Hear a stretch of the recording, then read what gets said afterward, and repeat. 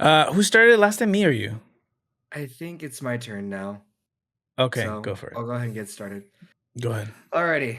Alrighty, everybody. Gather around, sit back, relax, drink your mead, but also make sure you pay your tabs or Ninja Cats are watching you very close and vigilantly to make sure you actually pay it. And really, we don't want to clean up your blood. Please, we don't want to deal with the splatter. We dealt with it last time and it was not fun. Don't make more work for us. But welcome, everybody, to the TBD Tavern. I am your co-host, the Wandering Ambu, and I've got the ever luscious, the ever wonderful, the Poppy of the Tavern, Silverblaze X. Look at that, doing some voguing right now. Yeah. I Wait, how does it? What's the Vogue? Is it I think just it's I this? think it's like Is it just? this and like I think I don't I know. don't know. I don't know. I don't know. But anyway, we are here today to talk about the sequel that was Uh, 36 years in the making, Beetlejuice, which actually takes place 30 years later, and we find our characters in much different places. We see Lydia growing up and has become a mom. We see her daughter Astrid. We learn about where Beetlejuice is, and we learn a little bit more about Beetlejuice's past. And well, it's a very interesting sequel. We'll put it that way to start off with. So why don't we get into the gist of it? So, you and I have talked just. about this before. I grew up first actually on the animated series of Beetlejuice before I watched the original movie Beetlejuice. And you're the opposite. You still grew up on the original movie and then watched the animated series. But how do you think Beetlejuice compares to the original movie? Poorly. Oh man. Very bad.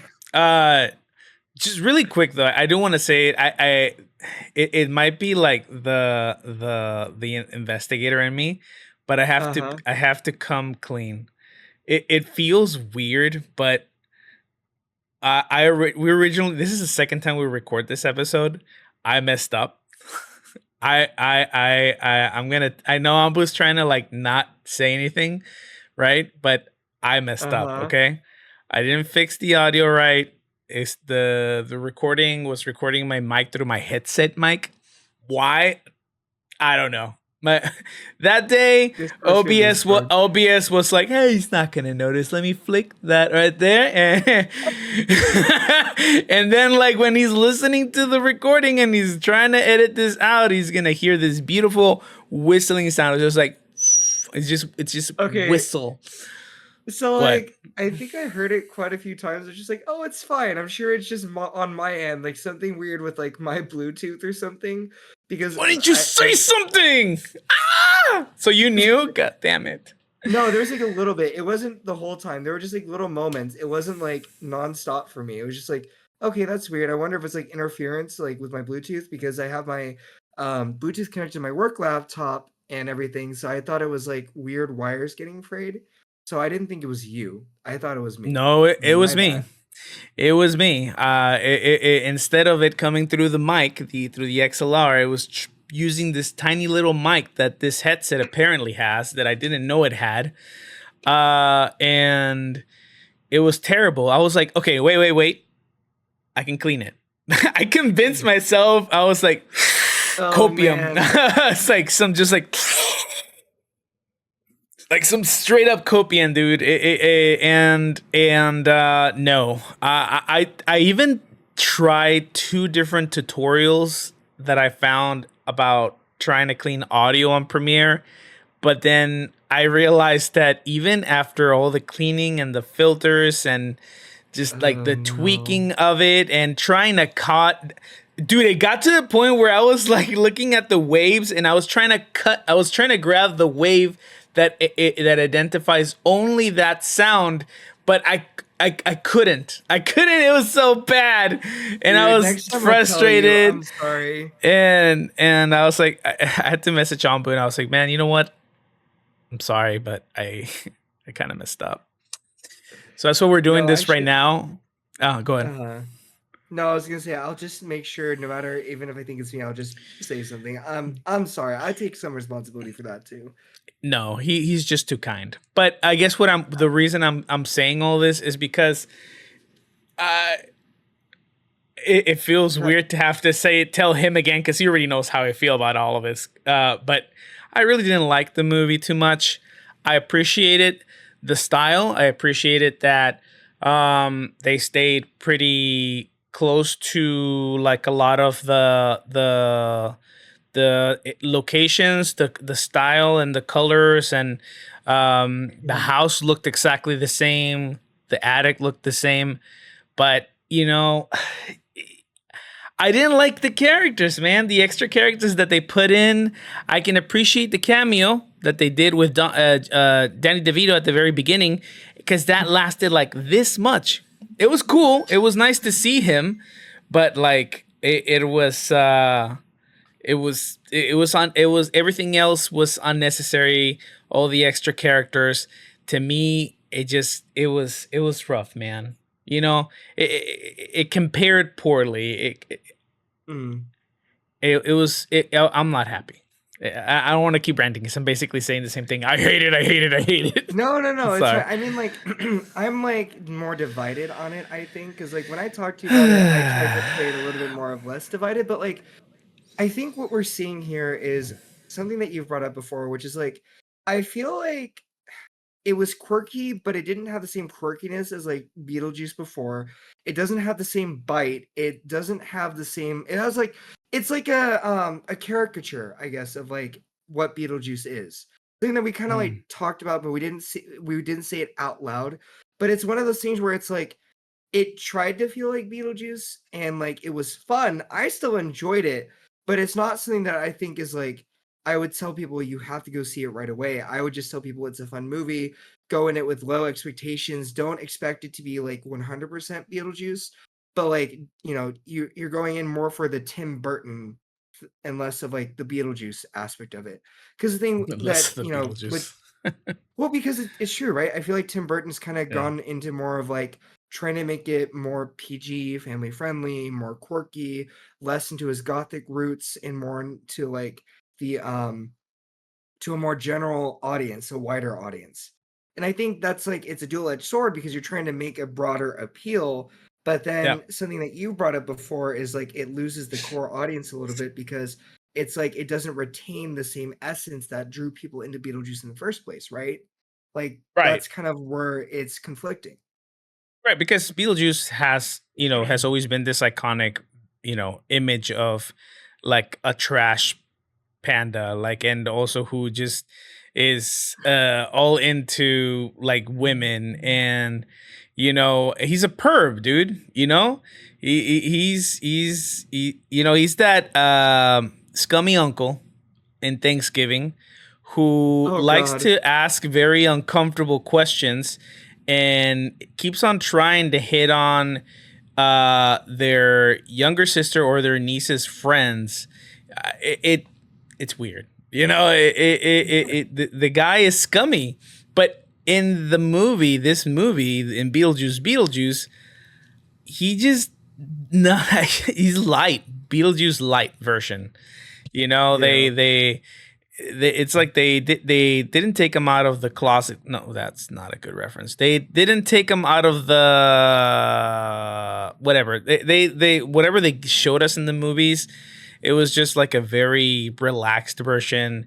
He was running a business, which also is like he was running a business. Like, it didn't make sense to me. It did not align with how he Mhm. was portrayed in the movies back in the 80s, and also Okay. with even the animation. Again, scummy, deadbeat, pervert. And then we have some dude who clearly went through some growth, and yeah, okay, so he still wanted to like marry Lydia, right? But that's about it. And also Well, the animation, didn't Lydia have feelings for him too? By the way, I think so. They played it like they were kind of mutual to a degree, I think. yeah. And in the movie, at the very end, it also came out like they were kind of cool, And I don't know. And then this movie, everything went south, and apparently she called him a demon at some point. They've never called him a demon before. That was the other Yeah. thing that kind of like threw me off. I forgot to mention last time when we recorded this, but have they ever referred to Beetlejuice as anything like Well, specific? So, like, in the cartoon series, he was just more of a prankster, and then Lydia was more of, like, she was quirkier, but she had a more positive demeanor, and they were more like best friends. They weren't dating, but it was, like, towing the line of will they, won't they? So they seemed to have, like, a very good, like, they were besties. They were, like, they go get coffee in the morning together, besties. They were the, like, we clearly talk to each other all the time, besties.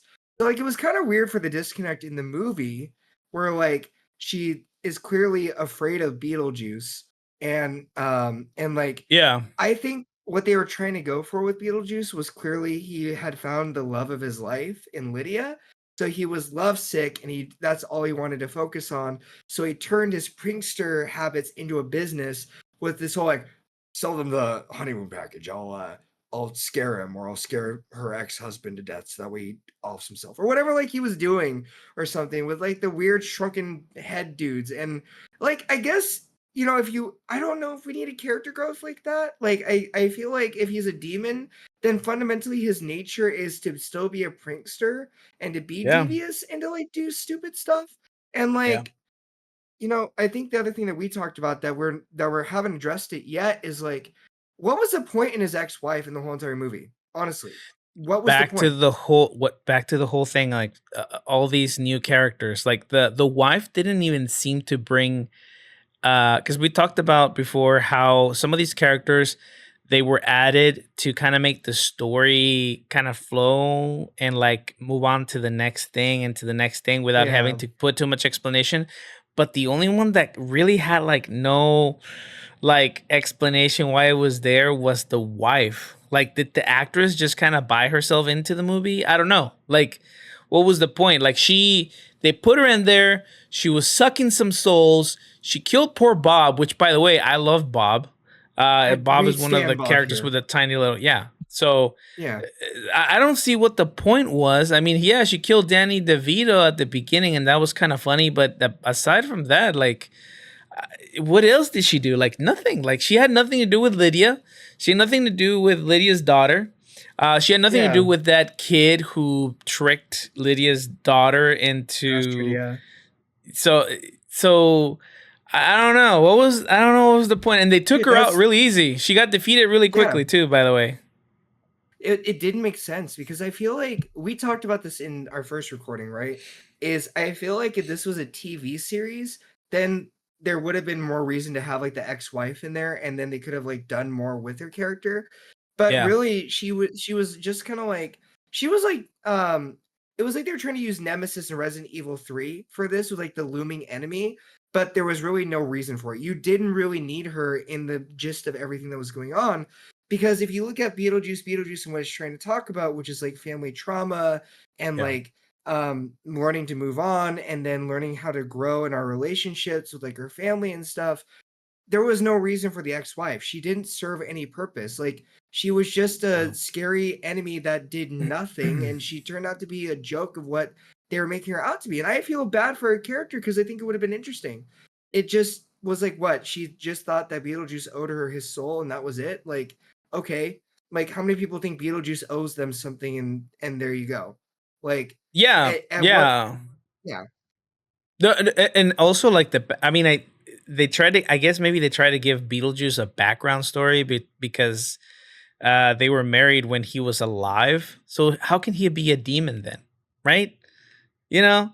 I mean, Uh yeah. and then like she killed him. He apparently was digging her or was in love with her.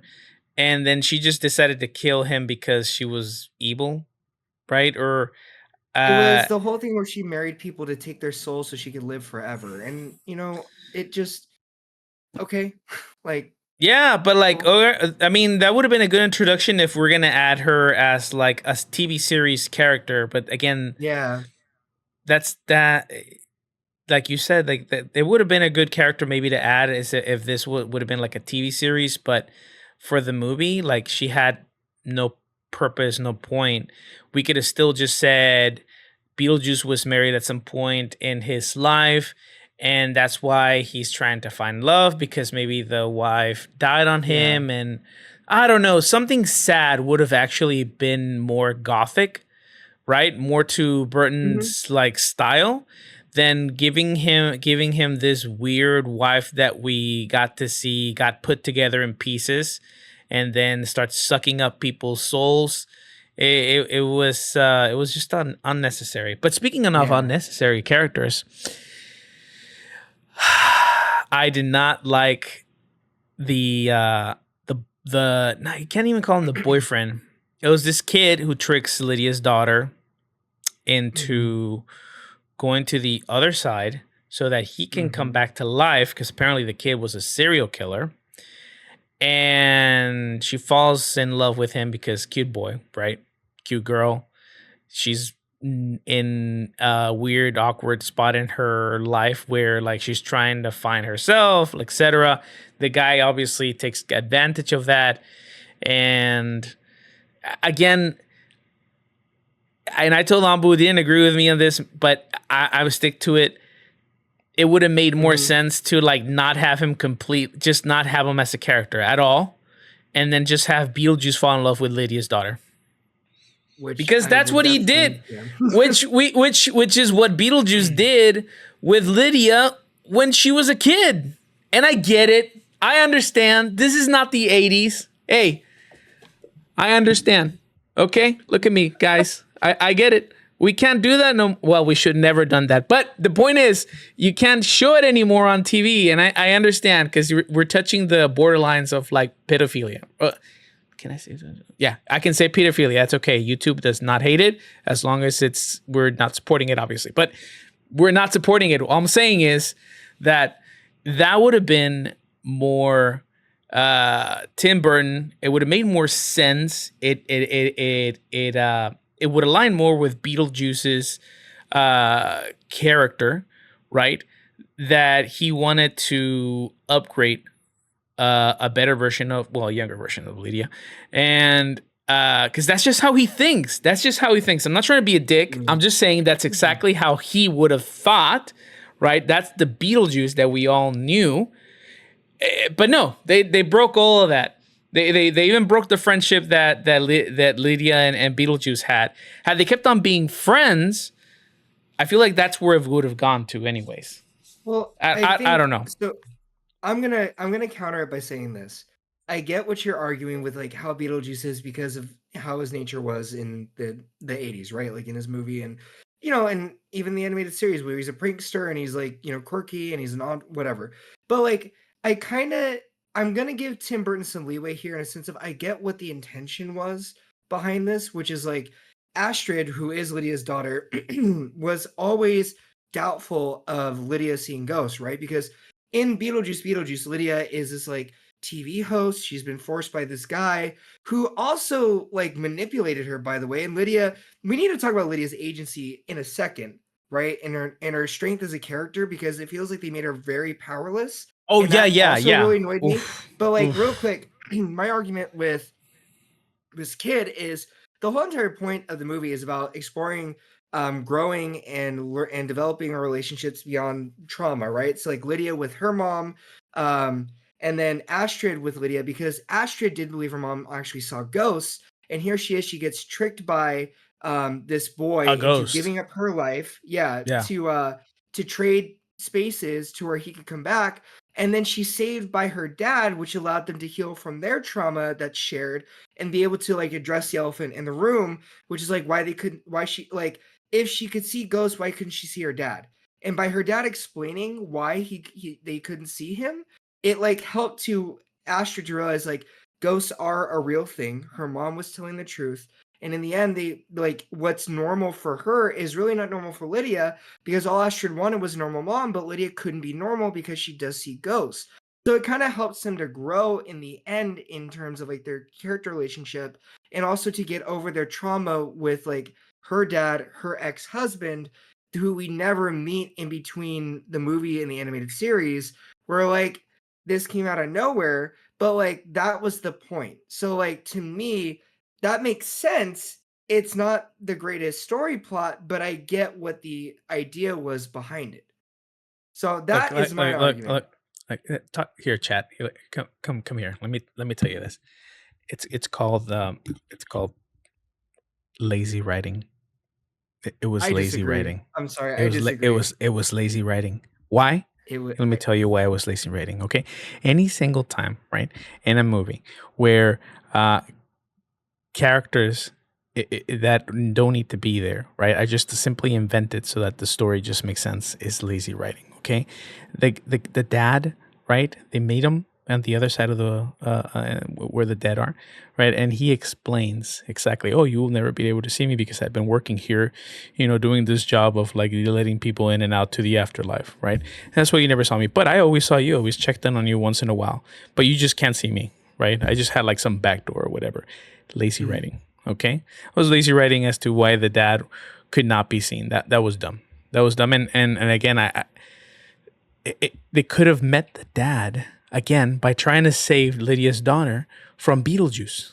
Okay, we didn't need this boy, random boy out of nowhere. They just wanted to say, hey, a pretty young girl, and we have to give her like a pretty young boy. Like it's almost disrespectful too. It was kind of dumb. Yeah, I don't know. Mm, That mm, I mm. stand by that. I think that's my opinion. Well, okay, you could argue that there is lazy writing in terms of like adding all these characters in. I agree with you. Like, what was the point in his ex-wife? What was the point in many of the other characters? The whole thing with Charles, her Lydia's dad, and like while they were funny, wasn't really necessary. And I get that they were trying to cover to where they couldn't bring the actor back.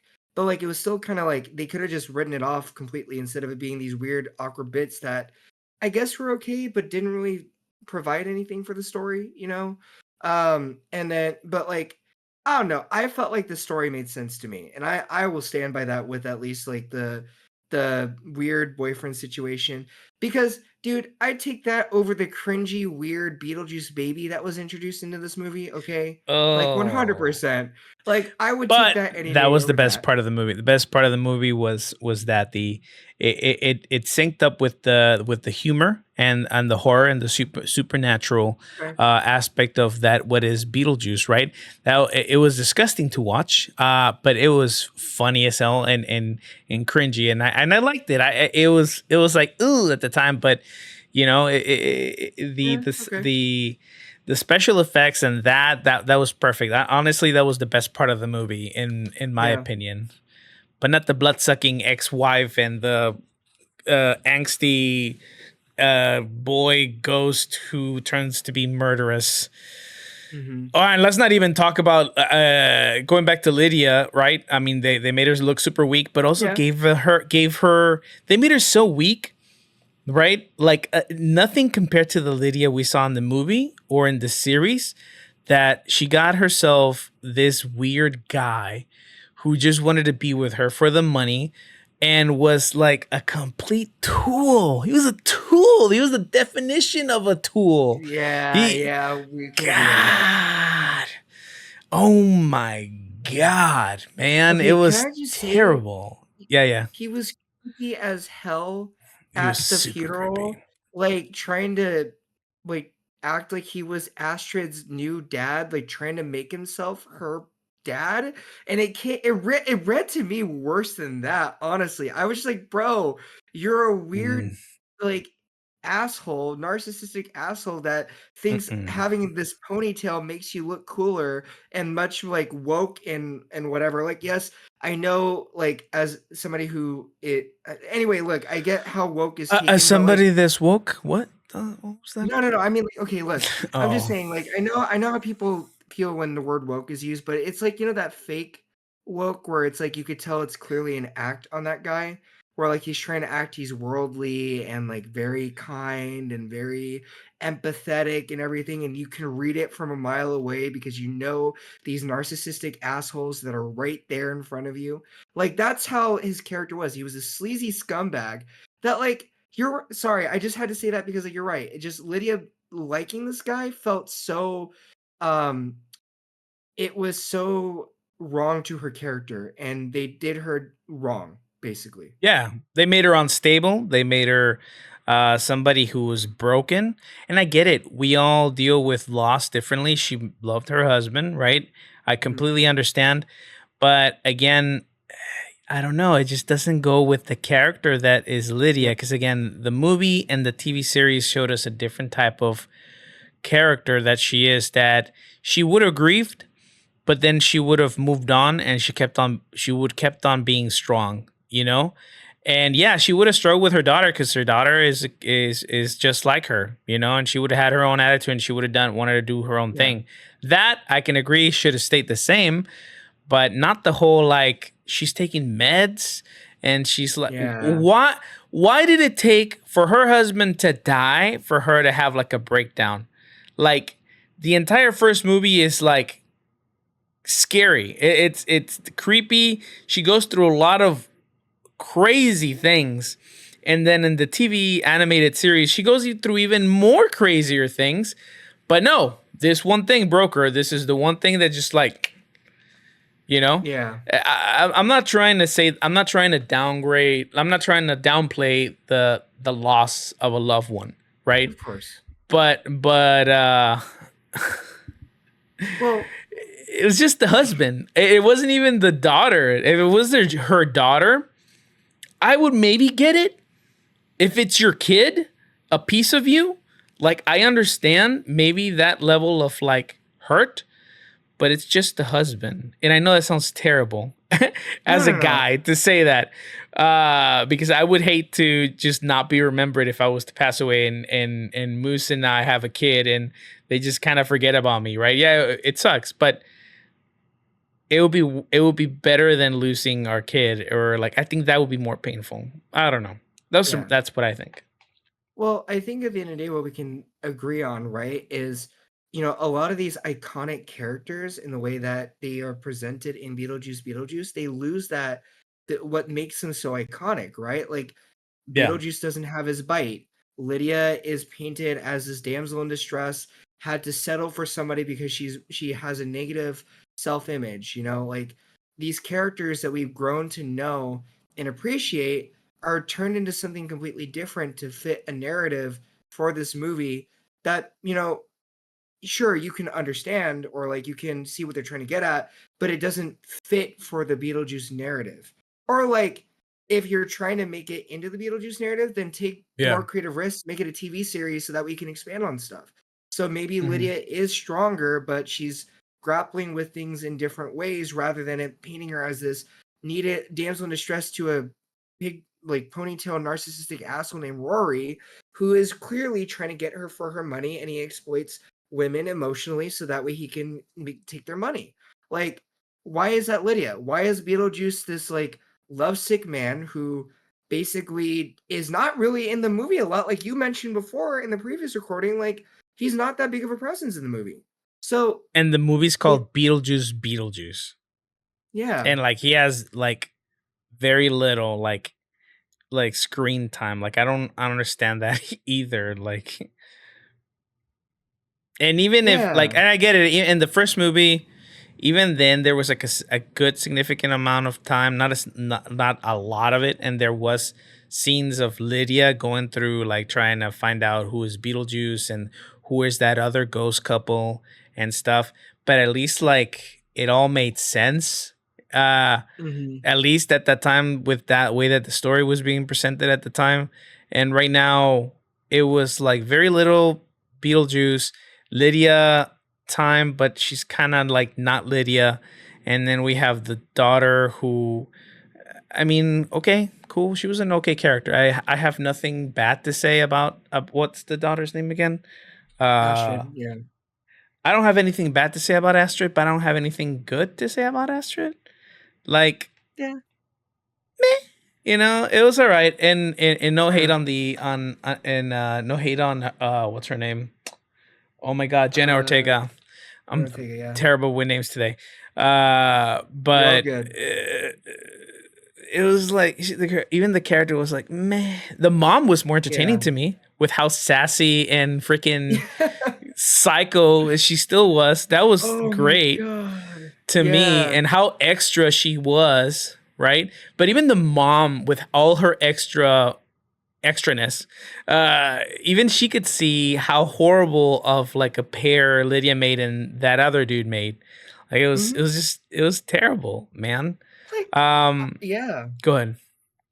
No, I was just Go gonna ahead. say What I were you agree, saying? like, she was the most logically sound person as Which ridiculous is as she was, crazy. Yes. because, like, remember how she's like, "You're not gonna propose during this funeral," and then Oh, Rory does it, and we're all just like, "There's no way you're gonna say yes," and the way that, like, she is, like, looking at this situation, I'm like, "How is she the most logical person in this whole entire situation?"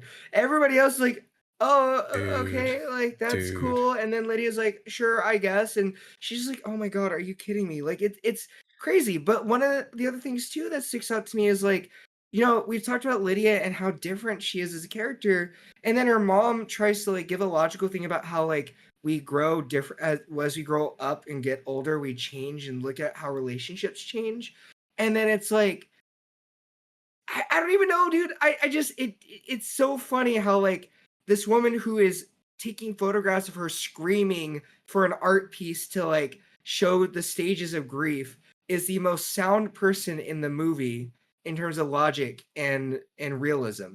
I don't, Yeah. yeah.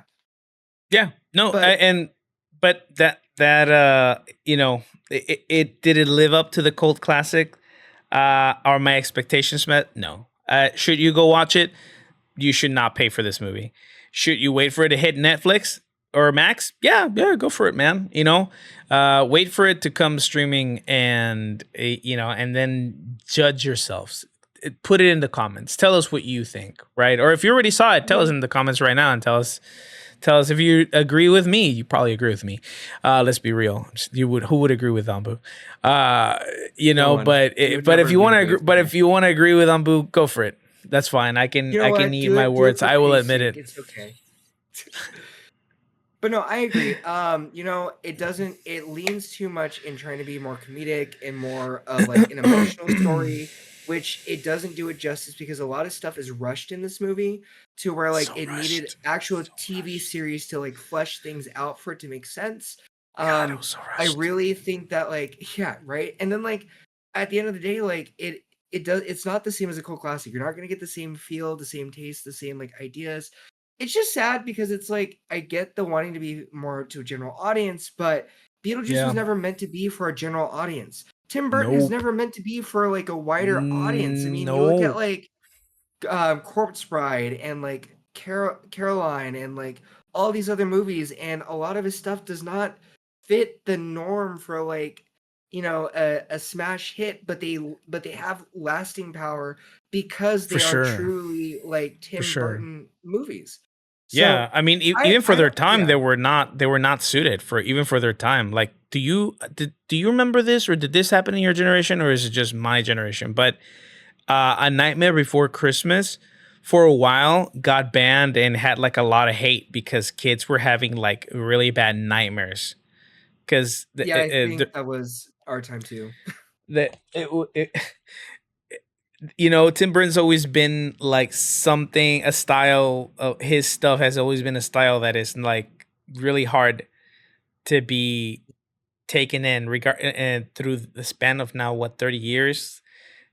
you know of course you cannot make a Beetlejuice movie for this times. Like, that's why, again, we've had this conversation before. Just just leave it alone. Stop reviving shit.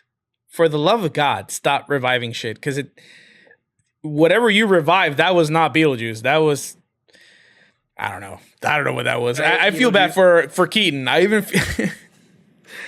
I feel bad for Keaton, man, because I almost feel like he could have probably even given us more.